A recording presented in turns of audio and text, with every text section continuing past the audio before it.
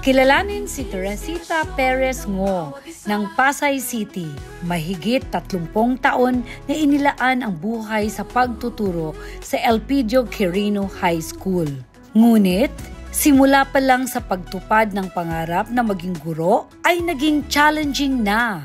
Ang asawa ko at saka ang nanay ko ang nagtulong magpaaral sa akin. Sabi na nanay ko, sige, ipagpatuloy mo, mag-education ka sa Southeastern College. Awa ng Diyos nakapasa naman po ako. 1979 po yun, sa wakas ka ako natupad na ang pangarap ng nanay ko at saka ng asawa ko at saka pangarap ko po. At dahil dedicated si Ma'am, sinigurado niya na hindi mazi-zero sa math ang mga estudyante. Pagdating sa pagtuturo, awa naman ng Diyos, hindi ako nahirapan kasi nag-technique talaga ako na, kasi mathematics yan, paano, iniisip ko paano kaya ako gagawin na mag-i-enjoy ang bata sa math. Motherly love approach daw ako, ang sabi ng principal. Dapat talaga, ang attentive mo sa bata, wag yung laging nagagalit ka. Ma'am, ang hirap-hirap na nga ng subject Kaya ang ginagawa ko, that's the simplest ang ginagawa ko sa kanila. Kaya talagang gusto ko ang magturo sa bata. Pero para sa ating bida, number 1 goal ang makapagpalaki ng mga mabubuting bata. Mahalagang edukasyon para sa mga bata. Pagka nandun na sila sa time na edad na sila, naiisip niya ang tinuro mo na mag-aral ng mabuti, na huwag sasagot sa mga magulang, na kinakailangan lagi ng ikaw ay mahal mo ang mga anak mo kung naging anak ka na.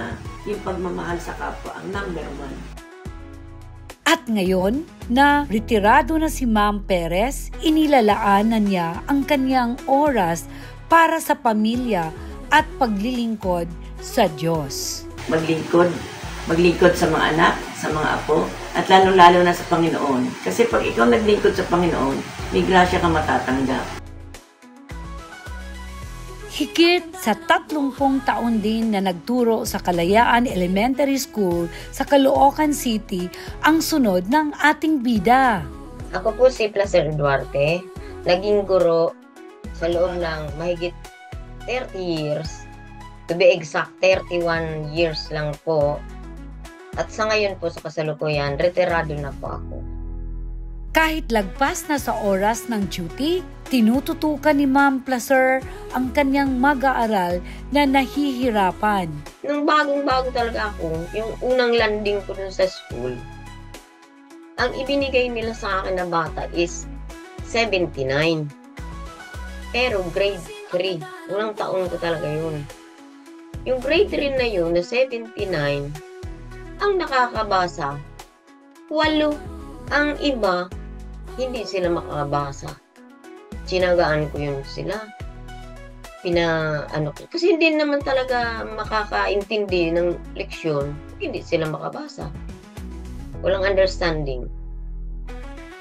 Na remedial ko sila every after class hours. After ng klase ko, yung 2 hours, i-remedial ko sila sa mga puno, may mga mangga dyan At the end of the school year, isa lang ang hindi nakabasa. Umaabot pa minsan na galing sa sariling bulsa ang itinutulong sa mga bata na hirap sa buhay. Tumira sila sa may kulungan ng baboy. Tapos nakita ko ang bata, tinanggap ko na siya. Masipag siya mag-aral, pero may edad na siya, maliit siya. Tapos, iyon, pinaaral namin yun, pinagtulungan namin ang kapatid ko. Ngayon, teacher na siya. Naranasan din niyang maging teacher volunteer sa eleksyon. Kasama na ang hirap, puyat, at ang manganib ang buhay para masigurado ang malinis na butuhan. Hindi talaga pa maganda ang mga facilities ng school.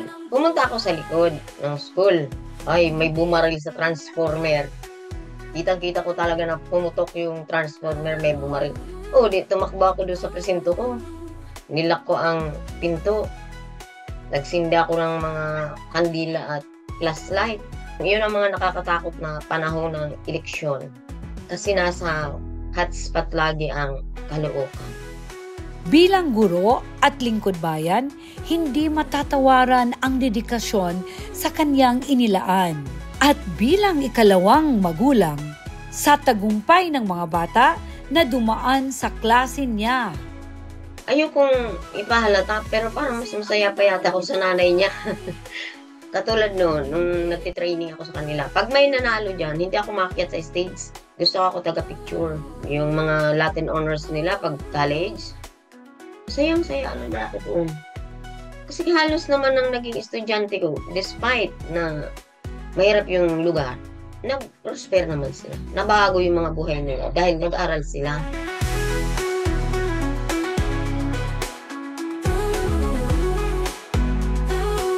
Mabuhay po kayo, Ma'am Teresa Perez Ngo and Ma'am Placer Duarte. Kaming mga guro ay may iba't ibang kwento ng struggles and wins.